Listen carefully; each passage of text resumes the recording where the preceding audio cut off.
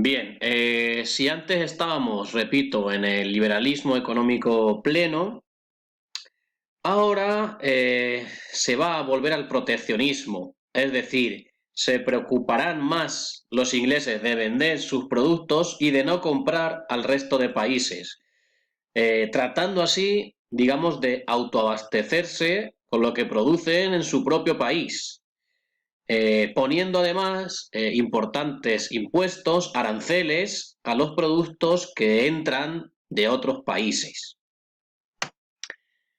Pero igualmente esta política de repliegue hacia el interior, hacia la propia nación, también se reflejó en el ámbito de la política exterior, en donde los británicos, sobre todo a través de la figura de este señor que tenemos aquí a la derecha, Neville Chamberlain, aplicaron la llamada política de apaciguamiento, sobre todo frente a la Italia fascista y la Alemania nazi, que van a ser las dos potencias que ocupen la atención a partir de 1930 en Europa. ¿En qué consistía esta política de apaciguamiento? Pues consistía básicamente en no intervenir en los problemas y acciones de estos países, es decir, en no entrar en conflicto con ellos, en dejarles las manos libres para que hiciesen lo que quieran, es decir, para evitar así el desarrollo de una nueva guerra. ¿Vale? No intervenir en los problemas fuera de Inglaterra, sobre todo con la Italia fascista ni con la Alemania nazi, no vaya a ser, ¿vale? Que por eso nos busquemos un problema mayor. Pues así ocurrió, pues como veremos más adelante, la política de apaciguamiento será todo un fracaso y ocurrirá justamente lo contrario. ¿Por qué? Pues porque vamos a desembocar, ¿vale? Directamente en la Segunda Guerra Mundial. Si le hubieran parado los pies tanto a Hitler como a Mussolini en un momento, en ese momento dado, pues igual no hubiera ocurrido, ¿vale? La Segunda Guerra Mundial. ¿Veis? Aquí tenéis una caricatura que lo muestra a la perfección. Todas las potencias mirando y, sin embargo, Hitler cada vez más grande, más gigante. Dice, dejar crecer al monstruo. No intervenir, dejarle las manos libres, que mira lo que ocurre. Más cosas. Finalmente, tras la Gran Guerra, el otro gran problema para Gran Bretaña será, ¿vale?, la independencia de Irlanda. Independencia de Irlanda que va a ser defendida por el Partido Nacionalista Irlandés, también conocido como Sinn Féin.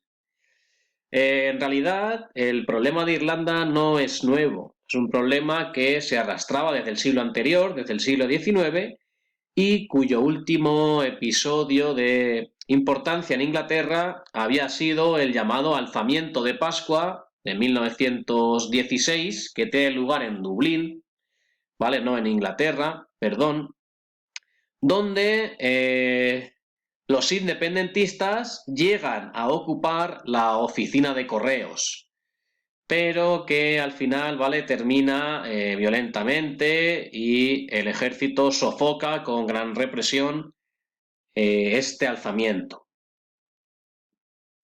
Desde entonces, 1916, la agitación por la independencia, la agitación social y política por lograr la independencia, no hace nada más que crecer y da lugar a lo que se conoce como Guerra de Independencia Irlandesa, entre 1919 y 1921. El ejército republicano irlandés, el llamado IRA, que no es nada más y nada menos que el brazo armado, ¿vale?, del Partido Nacionalista Irlandés, del Sinn Féin, se enfrentó a las tropas británicas, al ejército inglés, utilizando sobre todo la táctica de guerrillas. Finalmente, por el Tratado Anglo-Irlandés de 1921, firmado entre el gobierno británico y los rebeldes nacionalistas, se crea un año más tarde el llamado Estado Libre Irlandés, pero con el Estatuto de Dominio Británico, ¿vale? Como ya tenía Canadá o Australia. Recordar cuando estudiamos el imperialismo que había muchas formas de organización en las colonias, ¿vale? Muchos tipos de colonias. Estaban los protectorados, estaban las colonias de explotación, estaban los dominios y las concesiones. Bien, pues se crea un dominio que supone de hecho el reconocimiento de la independencia de Irlanda, aunque bajo la soberanía formal del monarca inglés. Pero este Estado libre de Irlanda, ¿vale? Que sería esto de aquí, ¿vale? No incluye no incluye 6 condados de la llamada provincia del Ulster, que sería esta de aquí, ¿vale? Que tenéis en amarillo. ¿Veis que pone Ulster en Irlanda? En este marroncito claro, esto sí que lo incluyeron, pero estos 6 condados de aquí en amarillo, que pone el Ulster del Reino Unido, no los incluyeron, ¿vale? Para formar parte de ese Estado libre de Irlanda.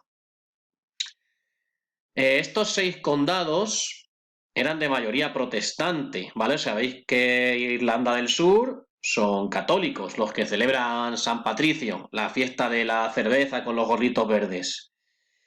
No los incluyeron porque estos 6 condados en realidad votaron seguir unidos con Gran Bretaña con la denominación de Irlanda del Norte. Como sabéis, hay 2 Irlandas. Esta sería la Irlanda del Norte, la Irlanda protestante, cuya capital es Belfast. Bien, pues estas 2 condiciones, el Estatuto de Dominio Británico por un lado y luego la partición de la isla en 2, fueron rechazadas, por el sector más radical de los nacionalistas.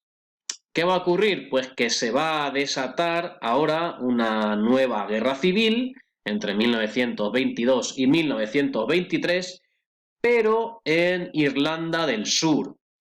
¿Vale? Ahora se van a enfrentar, por un lado, los detractores del Tratado Anglo-Irlandés con los que apoyan este tratado, con los que sí están de acuerdo en lo firmado en ese tratado. Finalmente se impusieron estos últimos, es decir, los que apoyaban el tratado, y en 1937 se aprobó una nueva constitución que se mantiene con algunas variaciones hasta la actualidad. ¿Veis? Aquí podéis ver algunas fotos de lo que fue el enfrentamiento entre detractores y partidarios, ¿vale? Un enfrentamiento muy violento, librado en las calles de Irlanda.